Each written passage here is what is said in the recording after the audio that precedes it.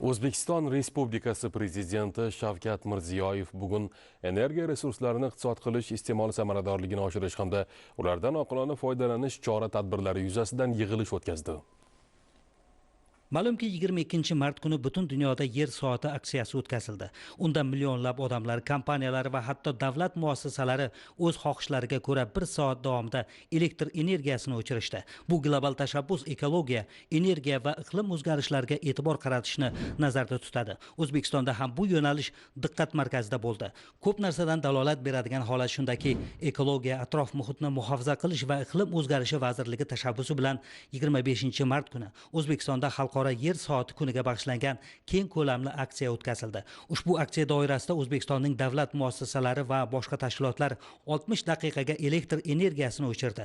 Tadbirning maqsadi tabiiy resurslarga ehtiyotkorona munosabat zarurligini yodga solish va sayyorani asrashga qo'shilayotgan hissani namoyon qilishdan iborat. Hech kimga sir emaski, bizning tabiiy resurslarimiz cheksiz emas va ulardan oqilona foydalanish barqaror rivojlanishning muhim omilidir. Chiroqni 1 soatga o'chirish kabi kichik qadamlar ham atrof muhitni muhofaza qilish bo'yicha global harakatning bir qismiga aylanishi mumkin. Aksiya nafaqat davlat tashkilotlari, balki biznes, ta'lim muassasalari va oddiy fuqarolar tomonidan ham qo'llab-quvvatlandi. Ular o'z uylari va ofislarida chiroqni o'chirish orqali tashabbusga hissa qo'shdilar. Mutaxassislar bunday tashabbuslar ekologik madaniyatni shakllantirishga va odamlarning tabiatga ta'siri haqida o'ylashlariga yordam berishini ta'kidlaydilar. Shuning uchun bunday tadbirlar bir martalik aksiyalar bilan cheklanib qolmasdan ekologik mas'uliyatli turmush tarzida joriy etilishi kerak. Shu tariqa O'zbekistonning xalqaro yer soati aksiyasida ishtirok etishi jahon hamjamiyati bilan birgalikda mamlakatning atrof muhitni muhofaza qilishga tayyorligini yana bir bor tasdiqladi. Sir emaski, yurtimizda ushbu sohada 10 yillab davomida to'plangan muammolarni kompleks hal etishga to'g'ri keldi. O'tgan asrda O'zbekistonda barpo etilgan ko'plab yirik korxonalar o'sha davrning iqtisodiy maqsadlarini hisobga olgan holda yaratilgan edi. Ularda ishlatilgan asbob-uskunalar zamonaviy analoglariga nisbatan ancha ko'proq energiya sarflagan. Zamonaviy issiqlik izolyatsiyasi va issiqlikni qayta ishlash tizimlarining mavjud bo'lmaganligi katta miqdorda energiya yo'qotishlarga olib kelgan. Sanoat obyektlari samarali filtrlash va chiqindilarni tozalash tizimlari bilan jihozlanmagan. Bu esa havo, yer va suvning buzilishiga sabab bo'lgan. O'tgan davrdan qolgan infratuzilmaning eskirganligi elektr tarmoqlari yuklamalariga chidamagan. Bu avariyalarga va ishlab chiqarishda uzilishlarga sabab bo'lgan.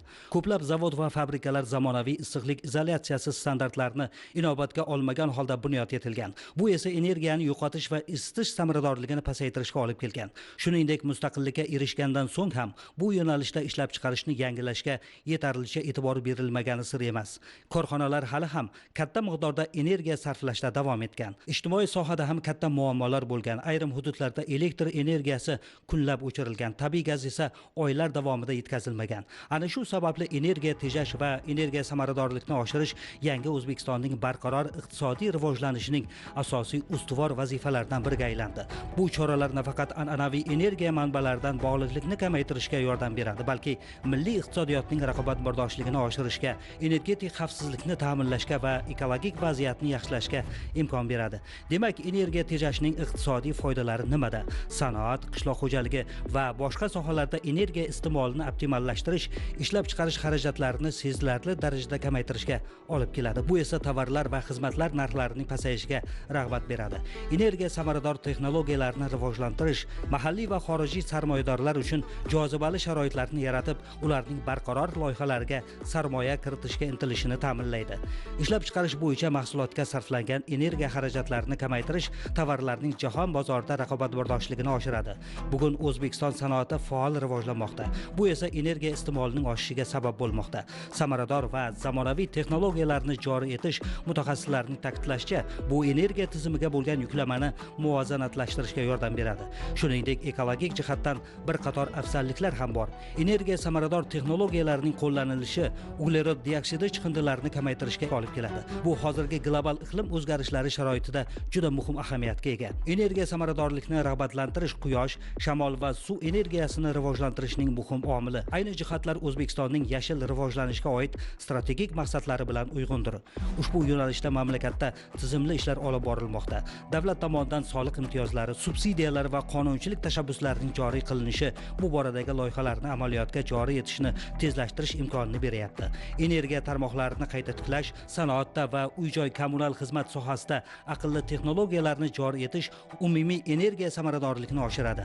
Aholi o'rtasida energiya iste'moli madaniyatini shakllantirish va energiya samarador texnologiyalar sohasida mutaxassislar tayyorlash ham muvaffaqiyatga erishishning muhim omili bo'lmoqda. Demak, energiya tejash va energiya samaradorlikka erishish bo'yicha kompleks chora-tadbirlar O'zbekiston uchun nafaqat dolzarb vazifa, balki strategik zarurat hisoblanadi.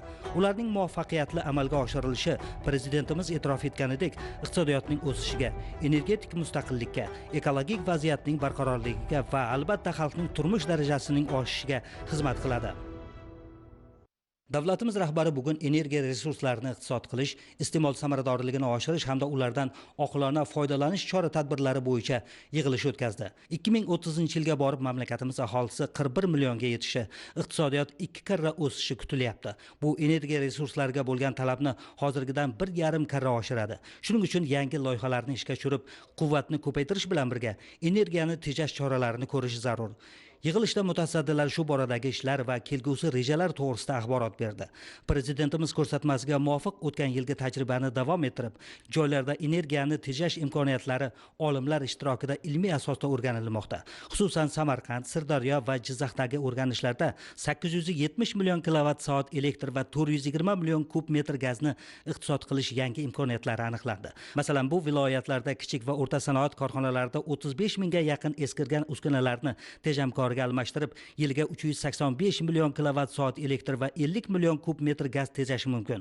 Tuman va mahallalarda energiyani iqtisod qilish bo'yicha imkoniyatlar juda ko'p. Masalan, 300 ta mahallada 100 megavatli kichik quyosh stansiyalari barpo qilinib, shu yilning o'zida 45 million kub metr gaz tejasa bo'ladi. Bundan tashqari kanal va soylarda quriladigan mingdan ziyod mikrogeslar hisobiga qo'shimcha 170 million kilovatt-soat elektr ishlab chiqariladi. Ko'chalarni yoritishga ham yiliga 200 million kilovatt elektr sarflanyapti. Quyosh panelli chiroqlar o'rnatilsa, iste'mol 2 karra kamayadi. Shu kabi imkoniyatlar hisobidan bu yil 1,1 milliard kub metr tabiiy gaz va 2,6 milliard kilovatt-soat elektrni iqtisod qilish bo'yicha qo'shimcha reja olindi. Davlatimiz rahbari birinchi navbatda yirik sanoat korxonalarida zamonaviy tejamkor uskunalar o'rnatish, energiya isrofini kamaytirish zarurligini ta'kidladi. Hukumatga bu sohada yangicha ijro va nazorat tizimida ishlash topshirildi. Ishxonalar va uy-joylarda energiyani tejash madaniyatini oshirish ham muhim. Elektr va gazni behudaga yoqib qo'ymaslik, quyosh panellari va boshqa muqobil manbalardan foydalanish ham ancha hajmni tejaydi. Farg'ona vodiysi viloyatlarida aholi zich joylashganini hisobga olib, ularni energiya bilan ta'minlashda alohida yondashuv ishlab chiqish vazifasi qo'yildi. Bu tajriba bosqichma-bosqich boshqa hududlarda ham joriy etilishi ko'zda tutilmoqda. Ushbu aniq chora-tadbirlarning barchasi energiya resurslar to'g'ri taqsimlanishiga va pirovardida mamlakatimizning energiya barqarorligiga omil bo'ladi. Mazkur yo'nalishda yozgi mavsumga ham, qishki mavsumga ham puxta tayyorgarlik ko'rilayotganligi shubhasiz aholimizning barcha turdagi energiya resurslariga bo'lgan ehtiyojini qondirishga xizmat qiladi. Bugun muhtaram prezidentimiz rahbarliklarida mamlakatda energiya tejamkorligi va samaradorligini oshirishning yangicha mexanizmlarini o'zida mujassam etgan prezident qarori loyihasi muhokama etildi. Prezident qaroriga ko'ra 2025-yilda yashil iqtisodiyotga o'tishda yangi ustuvor maqsadlar belgilanmoqda. Ular nimalardan iborat? Bu yil muhtaram prezidentimizning qarorlari bilan prokurorlar rahbarlik qilib kelayotgan energiya tejamkorlik va samaradorlikni ta'minlashga doir, qolaversa mamlakatda yoqilg'i energiya resurslari foydalanish ustidan samarali davlat nazorati o'rnatish va muvofiqlashtirish bo'yicha shtablar tarkibiga 208 ta tuman shaharlarda idoralararo ishchi guruhlar tashkil etilib, respublika va hududiy shtablarga qo'shimcha vazifalar yuklatilmoqda. Ya'ni ushbu qaror bilan qaror ijrosini ta'minlashga doir yangicha nazorat, ijro tizimi va uning ishlash mexanizmlari amalda joriy etilmoqda. Mazkur qaror bilan yuqorida aytilgan 208 ta tuman shaharlarda tashkil etiladigan ishchi guruh a'zolarini rag'batlantirish va ularni intizomiy javobgarlikka tortish tartibi ishlab chiqilmoqda, ya'ni KPI joriy etilmoqda. Qolaversa, ushbu ishchi guruhlar tarkibiga kiruvchi a'zolarni asosiy ish joyidan ajralgan holatda lavozim maoshi saqlangan holda ishlash tizimi joriy etilmoqda.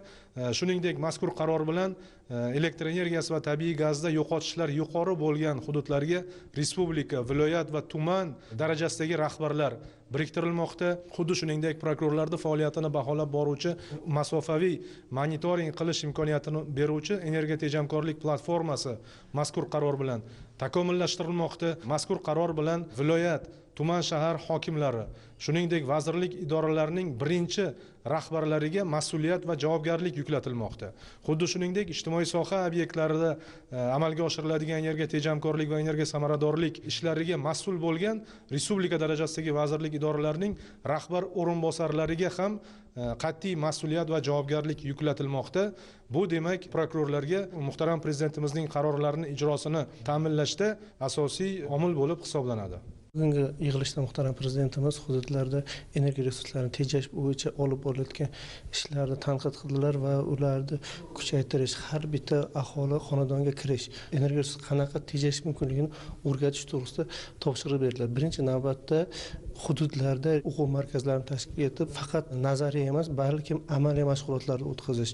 Shu bilan respublikada qolaversa, dunyoda eng oxirgi energiya tejamkor texnologiya uskunalarni prezentatsiya tayyorlab, korxonalarda xo'jalik obyektlariga javobgar shaxslarga borib tushuntirib va ularni ko'rsatish bo'yicha topshiriqlar berildilar. Eng katta bugungi kundagi shu tizimimizdagi kamchilik bu muloqotni yetarli darajada emasligini hammamizga ko'rsatib o'tdilar. Ya'ni o'sha davlat tashkiloti bilan tadbirkorlik subyekti yoki aholi o'rtasida ularga amalga oshirilayotgan islohotlar yoki dunyoda va respublikamizdagi mavjud yangi texnologiyalar mohiyati, ularni iqtisodiy samarasini to'g'ri yetkazib berilmayotganligini tanqid qildilar. Bu bo'yicha ustuvor vazifalar belgilab berdilar va har bitta hududda, har bitta mahalla, har bitta tashkilotga javobgar shaxsni belgilab, o'zimiz ular bilan birga ham o'qib, ham ularga o'rgatish bo'yicha topshiriq berdilar. Hurmatli prezidentimiz boshchiliklarida iqtisodiyotning tarmoqlari, aholi, ijtimoiy sohada energiya samaradorlikni rivojlantirish chora-tadbirlari muhokamasi bo'lib o'tdi. Shunday tizim yaratildiki, ijtimoiy soha obyektlarida yangi energiya tejamkor jihozlarni o'rnatish bo'yicha tegishli dastur qabul qilindi. Bunga asosan davlat byudjetidan yashil kredit ajratish va uning foizlarni davlat byudjeti hisobidan qoplash bo'yicha 200 milliard so'm ajratish belgilab olindi. Shuningdek, ijtimoiy soha obyektlarida yangi qurilmalarni almashtirish uchun keyingi 2 yil davomida 1 trillion so'm mablag' ajratish bo'yicha ko'rsatmalar berildi. Shu bilan birga ijtimoiy soha obyektlarida har bir tarmog'i bo'yicha har bir korxona oyma-oy elektr energiya va tabiiy gaz resurslarini iqtisod qilish dasturi tayyorlandi. Bunga asosan 1 yil davomida mahsulot narxini pasaytirish, uni raqobatbardorlikni oshirish maqsadida energiya resurslarini tejamkorlik dasturi qabul qilindi.